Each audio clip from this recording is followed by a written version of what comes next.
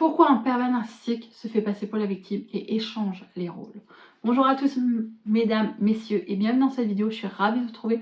Je me présente, je suis Priscilla Canapel, votre love coach spécialisée dans les relations d'emprise et aujourd'hui on va voir pourquoi et comment une ou un pervers narcissique va vous faire passer pour le bourreau et elle la victime, quitte à employer la justice pour vous faire tout simplement passer pour la pire des ordures, homme comme femme. Croyez-moi, je sais ce que vous vivez et c'est pour ça que je vous invite à rejoindre cette communauté afin de la faire grandir, afin d'apprendre à détecter, à se protéger, à reprendre votre vie en main et pouvoir retrouver l'amour avec une personne non pervers narcissique pour ne plus jamais avoir affaire à ces individus. Et aujourd'hui, je vous invite aussi à liker pour m'encourager parce que ce travail mérite d'être récompensé. Et surtout, n'hésitez pas à me laisser un commentaire pour raconter votre histoire. Parce qu'au jour d'aujourd'hui, on parle de pervers narcissique, mais quand on est face à une situation où la pervers narcissique va vous pousser psychologiquement à bout, va vous pousser à un point où vous allez péter un câble, vous allez parfois même faire une chose que vous n'auriez jamais fait en temps normal, devenir violent, frapper.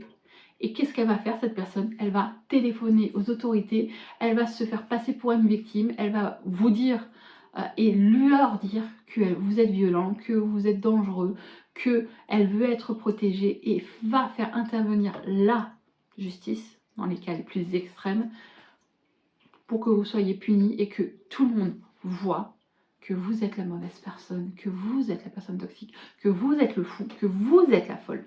Et c'est pour ça que moi, je n'ai pas été dans ce cas extrême où on a porté plainte contre moi, mais j'ai été dans un cas où on m'a fait passer pour une folle, où on m'a, bien entendu, j'ai connu une relation avec un pervers narcissique, femme, homme, et aujourd'hui, très souvent, les personnes très empathiques, qui ont le syndrome de vouloir sauver les autres, qui acceptent et qui donnent trop en retour et qui sont aussi dépendants, attirent ce genre d'individus. Donc au jour d'aujourd'hui, dans mon cas, ce qui s'est passé, c'est que quand on est dépendant affectif, on est beaucoup plus enclin à être manipulé émotionnellement parce qu'on a la peur de l'abandon. Et ce qui était dans mon cas, c'est que cette personne précisément, a su taper là où ça faisait mal. Elle a su, ils ont su ces personnes parce que en fait elle a réussi à pousser d'autres personnes contre moi pour me faire passer en fait pour une mauvaise personne, pour la personne toxique. Je suis pas parfaite, j'ai pu avoir des comportements toxiques et c'est justement ça aujourd'hui qui me permet de vous faire comprendre que on peut évoluer, on peut changer, on peut sortir de ces comportements toxiques. Aussi on doit apprendre à se pardonner et à pardonner pour pouvoir lâcher prise. Mais au jour d'aujourd'hui, quand on est face à des personnes qui vont utiliser vos émotions pour vous faire briller, pour avoir des comportements, des paroles qui vont être en votre défaveur au point où vous allez être en temps normal, vous ne réagirez jamais comme ça. Mais émotionnellement, vous êtes tellement à bout, vous avez tellement peur, vous êtes tellement en colère, tellement triste parfois, que en fait on va utiliser la tristesse, la colère, parfois la jalousie comme un levier contre vous pour vous manipuler, pour que vous ayez le comportement, que vous ayez des paroles qui vont au-delà de vos pensées. Et quand vous revenez, quand vous redescendez en température normale, on va dire, vous vous rendez compte que, en réalité, ce qui s'est passé, c'est que cette personne a réussi à utiliser vos émotions.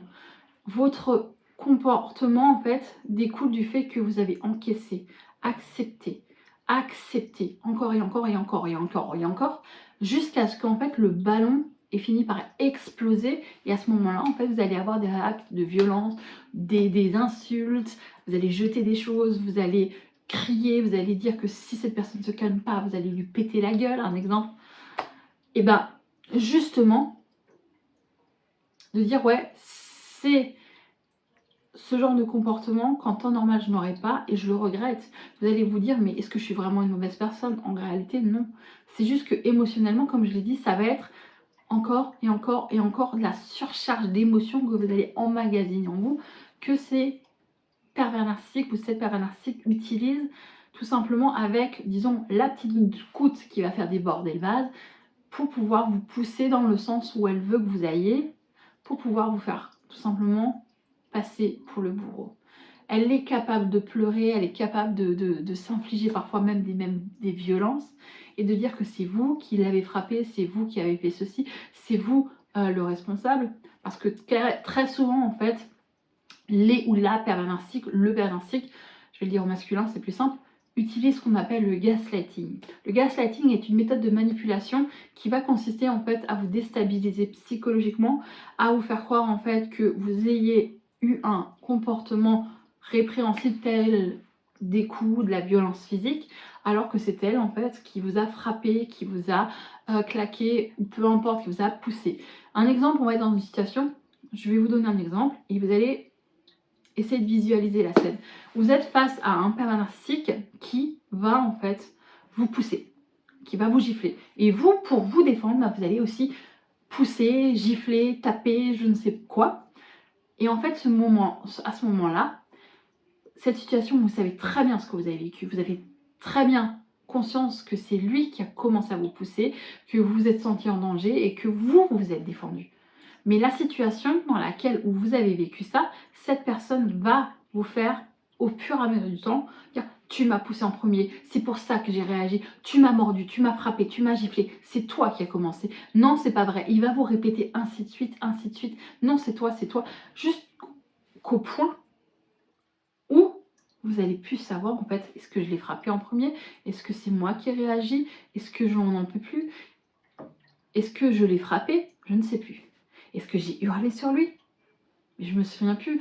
Je sais encore ce que j'ai fait, mais on ne sait plus en fait. On est complètement perdu face à ce que cette personne nous répète. C'est comme un lavage de cerveau et on ne peut même plus, quand on est gaslighté, se fier à sa propre expérience, à son propre jugement.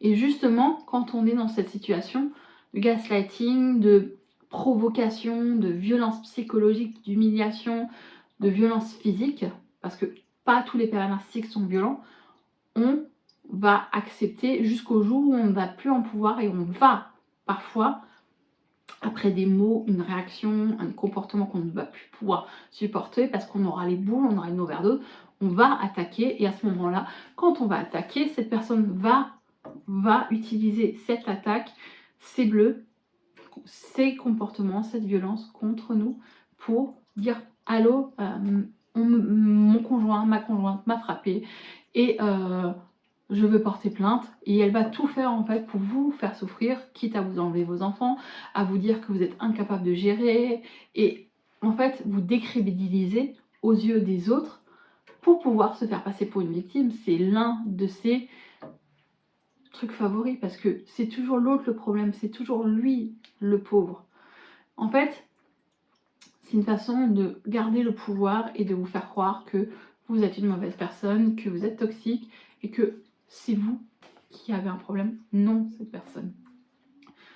Quand un pervers narcissique utilise et échange les rôles, c'est tout simplement pour vous faire culpabiliser, pour vous faire douter de votre propre vision des choses, de votre propre personnalité, de qui vous êtes, pour pouvoir en fait prendre le contrôle et en fait se donner dans la société l'image « je suis une victime, c'est une mauvaise personne, regardez-la comme elle est mauvaise, regardez comme elle est folle, elle m'a violentée, elle est complètement tarée ».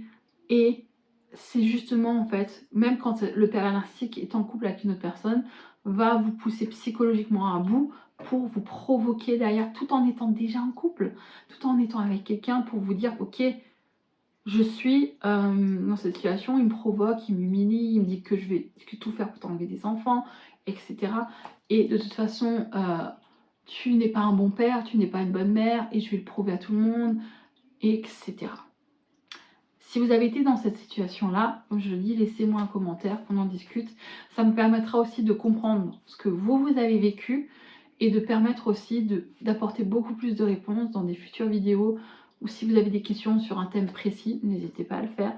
J'espère que cette vidéo vous a apporté certaines réponses, certaines compréhensions et n'hésitez pas, comme je l'ai dit, si vous souhaitez un accompagnement privé, à me contacter. Je me ferai une voix de vous répondre. Quant à moi, j'espère que vous allez vraiment vous en sortir et reprendre votre vie en main. Et quant à moi, je vous dis bye bye et à la prochaine les amis. Merci d'être là au quotidien.